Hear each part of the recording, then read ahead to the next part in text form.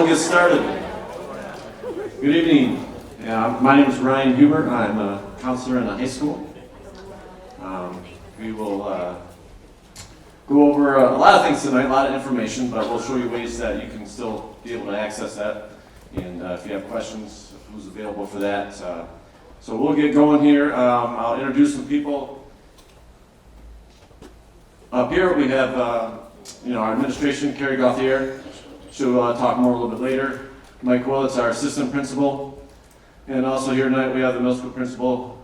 Was around, Jason Wolf. But Brian Ross is here. He's a counselor in high school, does the data systems plus dual enrollments, which you might have questions for later on, and works with our seniors. I work with freshmen through juniors, and of course incoming 8th graders. So, these are the graduation requirements set forth by the state of Michigan. And yes, we were talking about graduation. It just seems like a blink ago we were talking about just entering middle school, right? Goes by fast. So we'll be talking about each subject here, but we have, for this graduating class, this has been, these standards have been around for a while, but for this class, the only thing that's different for the class of 2028, right, is the personal finance half credit there, and we'll make sure and most of our students take that class anyway, so we'll make sure they have that in their schedule. Most of them will take it their sophomore or junior year likely, but they'll have 4 credits English and all the way down to the plenty of electives to take, and then 27 half credits to graduate. So probably out of all those requirements on this page, they're pretty straightforward. We're getting these details on each topic, but probably the most confusing one can be the world language requirement. So a lot of you have Spanish right now, right? Raise your hand if you're in a Spanish class right now, okay? And that is for high school credit. So one of the options, of course, if you go to option 1 up there to graduate, is 2 credits of world language. And so that's 2 years, so a lot of them will have Spanish 1 this year, and they can take Spanish 2 next year. Okay. Option 2, if they are planning in the future to take a CTE program, any program, they can opt in just take 1 year foreign language, so they could be done with it this year. This could be their only year of Spanish. They don't have to take it again in high school. Option 3 is to do just 1 credit of Spanish, and then you have to do an additional credit in visual, performing, and applied arts. That could be band, choir, any art class, woods, metals, yearbook. And then there's a lot of CT programs that count for this credit as well. So it's pretty easy to get that additional credit in the arts because we have a lot of elective opportunities the first couple of years. Okay. And so the only, option 1 is a good one if you're planning to go to college. There might be some colleges that still may, if you have 1 year foreign language, they may want you to take another year once you get to college. I've heard that before.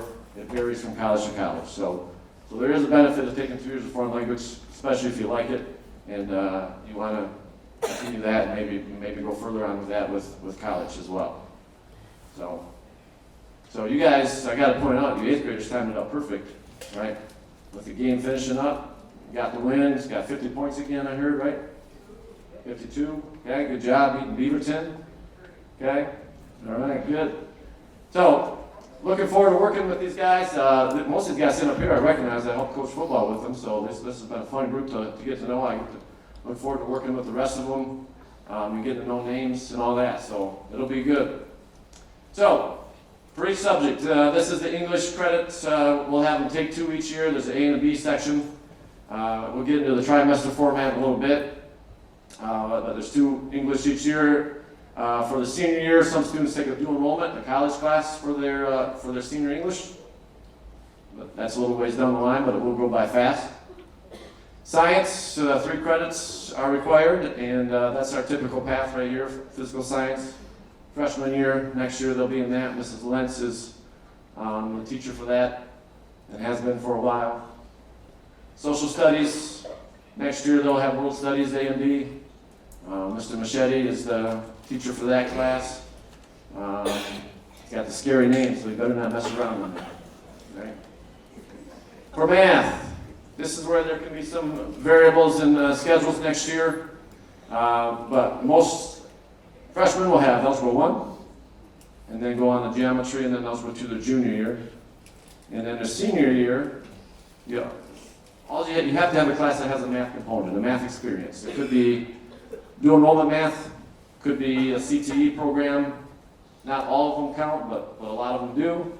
And then it could also be a financial planning class or personal finance. Okay. Now some 8th graders are in Algebra right now. Well, that means they'll finish Algebra 2 their sophomore year, and then typically go on to their junior year to do enrollment math, pre-calculus, and then perhaps calculus their senior year. So we have a number of students that do that. So, the big picture of high school, here's what we got, and here's what it looks like. We're, of course, 3 trimesters. Okay, so you have potential each trimester to earn 2.5 credits. Okay, so by the end of their freshman year, they will likely have 7.5 credits, plus maybe a credit from middle school from Spanish. That could give them 8.5 credits even. We have 5 classes per day. That's 74 minutes on average. And again, half a credit per class. If they pass it, they earn that half credit. And passing is what? 60%. 6%. I think I heard that right answer. So you got to get 60% or better, or get that credit. And in any of the classes that we just talked about, all the core classes, English, science, math, social studies, if you don't get that 60%, you have to take the class again. Okay. You have to earn that credit to graduate. So overall, if we look at the bottom here, you're going to have over 30 credit opportunities in high school, okay, especially if you include some credit earned in middle school. And you need 27.5 to graduate. Okay? So, some things to think about in the future. We just had a meeting prior to this. Some of you were at that, about dual enrollment. That's taking a college class for high school and college credit. We have the 5th year program, what we call early college, 5th year program. And that is where students can get up to 60 credits completed by the time the 5th year is finished. And then of course there's career technical education, what we call CTE, for juniors and seniors. There's 20 different programs. 3 of them in Alma, the rest in Mount Pleasant that they can do their junior and senior year. And then if you will take a look at some electives shortly, these guys have a tremendous amount of opportunities.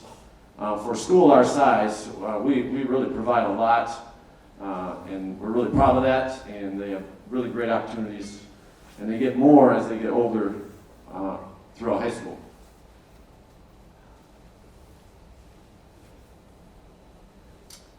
So the process will look like this. So on Friday, I'll be down in Mr. T's class, and Mrs. Cahoon will be assisting, and we'll get them into Zello, which is the program that we use, and there's where they can kind of pick their classes for next year. So they will, of course, be in their core classes, and then they'll have a variety of electives to pick, and we'll show you that in a little bit. And so I'll be in there Friday. If I need to come back on Monday to finish up or whatever, we can do that. But by the time, well, we also say we leave this is open at any time. They can show you the classes they're choosing. They really will have until March to finalize it if they want to make changes.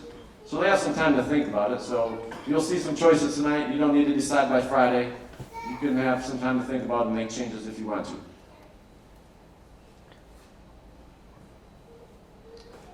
Okay, so they're going to get a piece of paper that looks like this on Friday, and their biggest choice will be, what electives to take. And depending on what they choose to do, they could have 4 or 5 electives. So there's a couple of varieties here. I'll talk about a few more things with that in a second. If you're in band, that of course will take up 3 electives, or choir. That takes up those elective spots. Now PE is one I forgot to talk about before. PE is a requirement to graduate. However, if you play a sport, you do not have to take a PE class. if you're in marching band, you do not have to take a PE class. Okay, so those are, so you may, not have physical education as a required class. Okay, you don't have to have that, even though we put it on the requirements because it does say that, but there is a way where you don't have to take that if you fulfill one of those other options. Are you taking questions? Yep. Real quick, my daughter does competitive cheer. Would that count as a sport? Yes, sir. Okay, thank you. Yep. Any sports, Activity? not any activity, MHSA sport. All right, so any other questions as you look at it? So notice on the left we have students that will be on the algebra path, they'll be taking algebra next year. And so they'll likely have 10 or 11 required classes. Now some students might be taking Spanish, some might be taking band, and now for those electives. Otherwise, you have choices on the right that are best for freshmen to take. They will see some other classes that they could choose in Zello, but we don't want freshmen in all the classes that they'll see. This is the list that they'll choose from. So a lot of opportunities. If it says T1, T2, or T3, that means you can take those classes multiple trimesters. And then the geometry path, of course. Notice geometry, there's only a section A and B. Whereas algebra, there's an A, B, and C. So we get geometry done in 2 trimesters. Algebra takes all 3. Any other questions on this? So the biggest decisions the 8th graders have to make are what electives you want as your priorities. That doesn't mean you'll get those electives.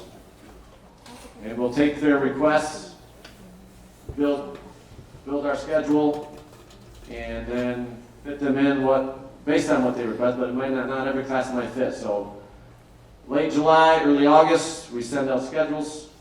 We have opportunities to try to make changes. We have drop add days in August. And then that first week of school, you are also allowed to try to make changes if there's a class that you think is not for you. You come and see me for that. And so you get your schedule. Yeah, there might be things that you can switch around. And there might be classes on there that you don't want or that you didn't pick. And you may have to go through them. And that'll be okay. You'll still learn some things.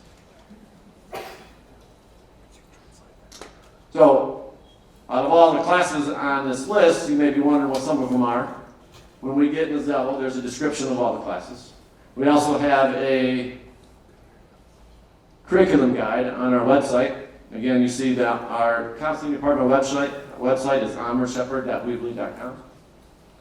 And so if you go there, there's the curriculum guide. You can see the class descriptions. When they go into Zello to choose their classes, you can also read about the class in Zello as well.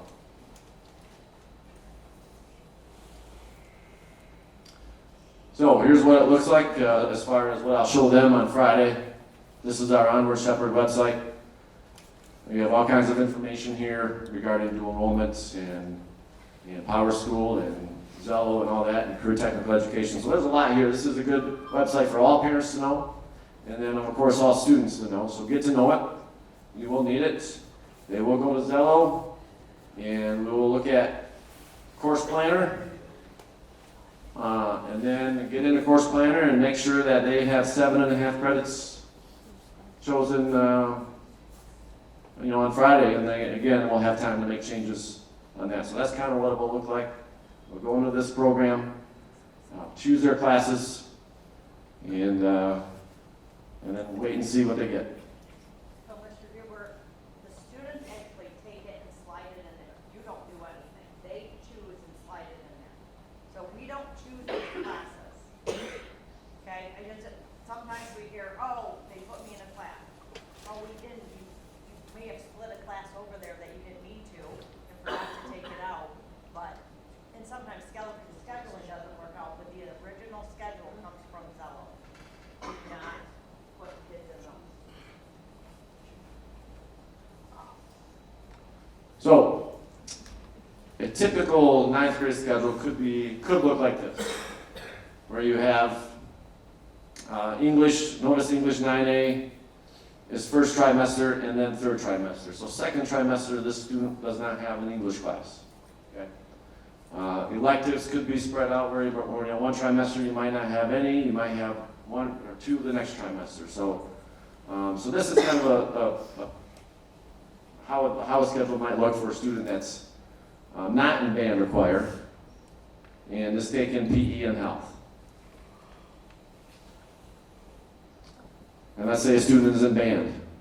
Okay, they might have band, and actually our band, we switched it, it's 5th hour. So band might be 5th hour, and they have one elective, and that's that class that you fit in there, and hopefully it's a class that they requested.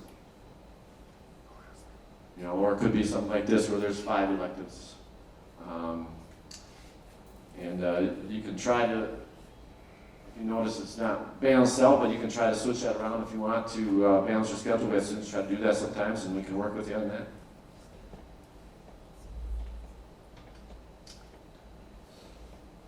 So then you get to 10th grade, it might look something like this, where you're in English 10, U.S. history, biology. Notice all the elective opportunities, okay? And your sophomore year, there's even more because you've got health and PE is done. So they have plenty of elective opportunities the first 2 years of high school. And then those next 2 years of high school, we want students either, taking maybe some dual enrollment, taking a CTE class. Those are great opportunities to learn some new skills and to try out different things.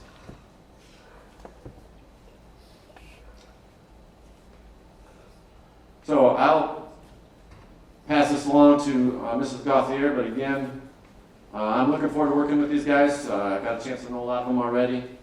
So far, real good impressions, and this should be a fun group to work with based on what I've experienced so far. So I look forward to this. Look forward to Friday. We'll see if parents, if you have any questions, feel free to email or call. If there's some concerns you have about classes that they're taking or signing up for, don't hesitate to ask. We definitely have talked to parents before about their schedules, and parents sometimes are worried that they're going to try to take a weight training and a PE class every trimester, and they want a little more rigor, and so we can help with that. But you can also check their Zello account; they can show you, and they'll be able to show you what they choose on their schedule as well. So you can see it. You can just ask them to show you, and there's ways they can do that. Okay. Does this all have to be done on a computer or something, or you got a little packet that I can take home with me to look at? This is all on the Chromebook. Yep. If there's, we'll hand out some things to them with class lists and stuff on Friday. My wife and I, we just wanted to be able to look at it something. I can't see the computer screen. Okay. I just wanted to we can get you some stuff sent home, and I would appreciate it. If you want to stay after, I can get you some copies as well. Absolutely, thank you. Okay. Yep. All right, so Mr. G will talk about some other things here. Thank you for your time.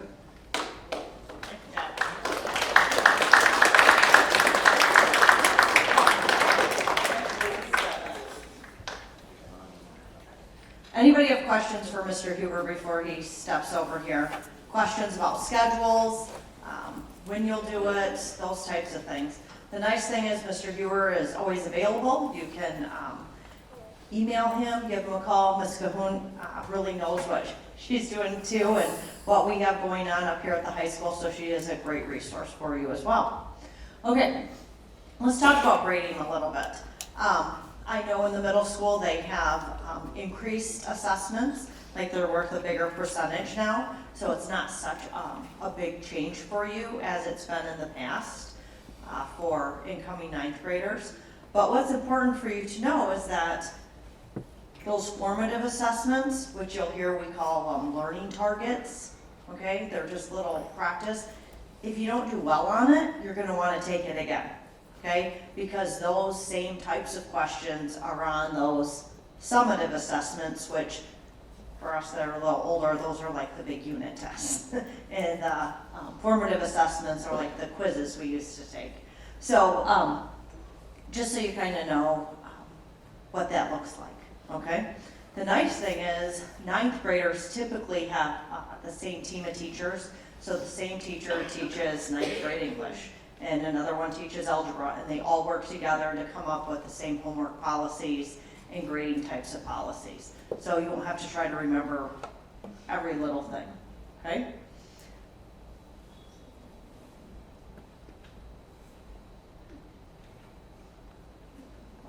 Okay, nice. This is not me, but Mr. Ross is actually in charge of eligibility, correct? Yeah. Good, this is not me. Who wants to play a college sport? Quite a few hands. Okay, so one thing to be aware of is NCAA requirements. Okay, for Division I, you have to have a certain grade point average, just 2.3 in core classes.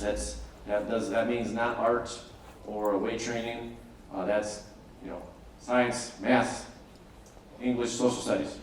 Okay, in Division II, which is your colleges like Saginaw Valley, Grand Valley, Northwood, is a 2.2 grade point average requirement. When you get to be a junior or senior, if you are likely to be a Division I or Division II athlete, you'll see Mr. Ross usually deals with that. And there's an NCAA eligibility center that you have to pay money to kind of make sure you're clear to play college sports. But if you are getting recruited, college coaches will talk to you about this, but you can also talk to one of us to help you through that. But do be aware of the GPA. Okay, that is something that some high schoolers might not be aware of. Good job. Freshman checklist. This is a checklist for everybody. It's good to know you need to have good attendance. So if your attendance is a little shaky now, start practicing for coming to school next year. Mr. Willett's my attendance guy, and anyone who's unexcused, he asks you why you're unexcused. It could just be an error. We're going to let you know there are mistakes that are made, but he's going to ask you. We use a system called Schoology. Schoology is like a Google Drive, but in Google Drive and Google Classroom, parents don't typically have access to those things. But in Schoology, you would be able to click and actually see what the notes were for algebra. You can click and you can watch that video that the teacher gave to the students. You can click and watch the YouTube videos that were watched in U.S. history. The nice thing is you have actual access to the materials that are being taught in classes. The only thing a parent cannot see is if your student actually started typing an essay, you can't see what they started typing. I can't see it either. The teacher can, but we can't see that because it's their documents. Schoology is a great tool. I want to tell you real quick the difference. Schoology is for grades and PowerSchool is for attendance. You can't do attendance in Schoology, and it doesn't matter because PowerSchool is what we upload all our data to for the state.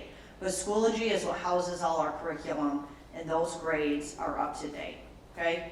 Once you start using Schoology, you will love it, because it will, when your child says, oh, I turned it in, but they didn't grade it, well, there's a little mark next to the grade that tells you they turned it in or didn't. So that doesn't work in Schoology. So it's actually really nice once you get to use it.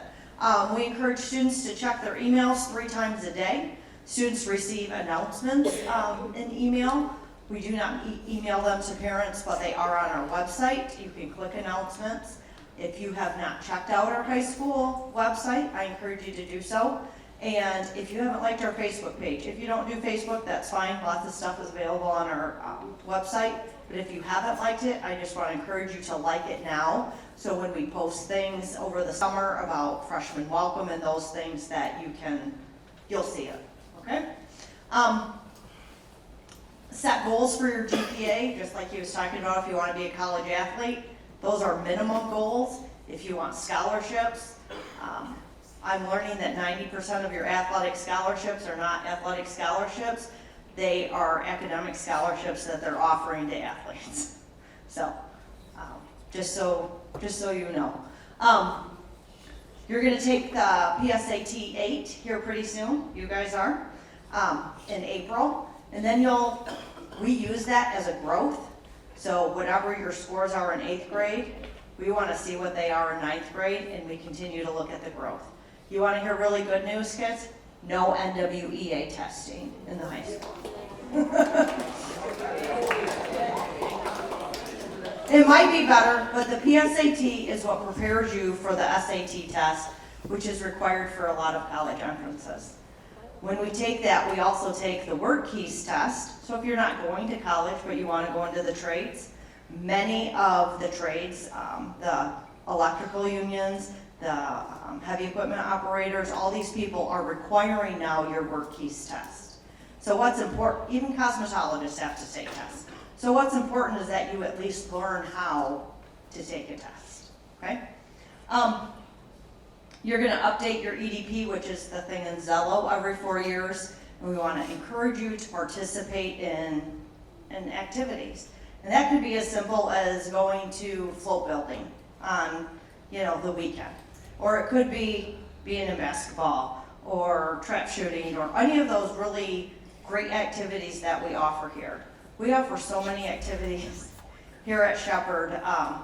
Someone always says, "Oh, could you do this?" Well, we can't. I mean, maybe, maybe we can do it. And it usually starts as a group, and then it just builds from there. So, I'm gonna ask you to do some volunteer work as well. So, students, in order to graduate, they have to complete a talent portfolio, and we'll talk about that later. The state of Michigan, a few years ago, kind of right before COVID, they said students must have a talent portfolio to graduate. So we created one, and we use, twice a month, we use that time to make sure our students are working on it and getting done.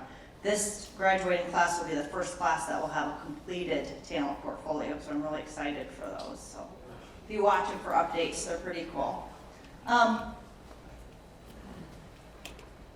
don't know what I did last time that made this work, but it's like a little dance up here. Oh, there we go. It's not the real bottom button, it's just the bottom arrow button. So we're going to ask parents, if you don't have access to Power School, that Mr. Ross is actually your guy. He can get you access. For Schoology, we will give you access and give you a card and teach you how to get on during open house and during freshman welcome. Again, just kind of encourage some good study habits. I will tell you, it's not like you're going to have hours and hours of homework, but when you do, just sit down and get it done. Because if you procrastinate, you just won't do it.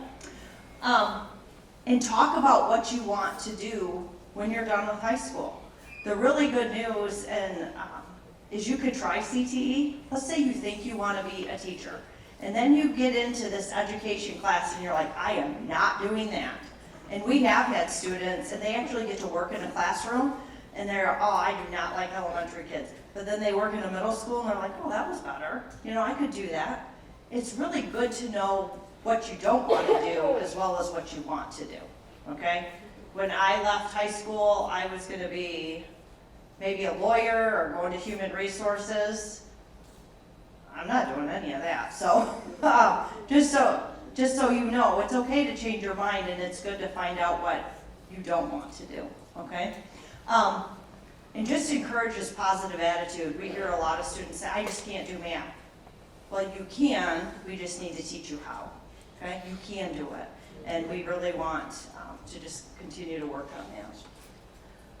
Athletic communication, this is so important. Many of you will have students who participate in athletics. Mr. Cornwall actually put this up. Get on that shepherdbluejays.com. The final forms is now what we use to put in physicals and all that information. So we don't lose anybody's paper and those types of things. He has a meeting for fall sports. He has a meeting for winter sports and spring sports with the coaches, and parents and students are invited. So it's just really important to attend those meetings. Okay? Also, I'm just going to throw this out here right now, because sometimes they get a little hate, but I don't post athletics on the high school page. And the reason is, and I don't know if any of you else get on Facebook for other things, but you go to one place to get your information, and then when you start finding it in two places, you don't know for sure where to get your information. So if athletics just puts practices or cancellations or those things, you know to go there to look for it. You won't go to the high school page and see the 50 advertisements we posted about prom dresses and all those other things when you're trying to figure out if your kid has a game or not. So that's why we don't do it. It's really to help you. If you get on the Facebook mess, it's hard to find things. Communicate. We're going to ask to make sure that when you come in for freshman welcome, that you update your phone numbers. We found that some phone numbers and addresses, well, addresses have pretty much been updated, but phone numbers and emails don't get updated, and then you won't get my weekly blast every Sunday at 5 o'clock that tells you everything awesome that's going on at the high school. So I send out a parent weekly blast every Sunday at 5 o'clock, and it tells you, I think it tells you a lot of good stuff if I forget something, but there's a lot of information on it. And you can scroll past anything that doesn't apply to you, but the stuff that you do need to know, you can click on it, and it comes right to your phone as a text message. We do communicate on Facebook. We do use our website. Power announcements, you're only getting a call from me, like you did get a call or a text message regarding tonight's meeting. Did everybody get that? Not kids. Yeah, so for events like that I want to remind you we have events, if you didn't get it, then that tells me that something's wrong. That tells me that we don't have a correct phone number or something, so that was a good test. Parent-teacher conferences. Here at the high school, we did start, I'm putting it out here now, we started doing something a little different at some of the conferences that parents, they're not really well attended. We had conferences on the 25th and 20 parents attended, which was fine, but there are students whose parents we need to see. Like, we need to see them. And so we've kind of started inviting those parents and holding a team meeting with them instead of just opening 3 hours for anybody. I really want to make that a good system. I don't know how to make that the best system yet, but what I know is there are parents we need to see, and if we invite them and we make a calendar time, that they're more likely to come. So I know lots of parents do like to just come to conferences too and get caught up, and we need to figure out a way to make it both, but we're working on it, I'll tell you that. And if you have ideas, I'd love to hear it. So those are power announcements. Other than that, I try not to blow up communication with you. My question is to parents is, what do you want to know about? Is there stuff now that you wish you would have known about? And you can't tell me athletic stuff because I don't do it. But that is something we could share with Mr. Cornwell. Is there stuff that you would like to know about ahead of time that maybe we're not sharing?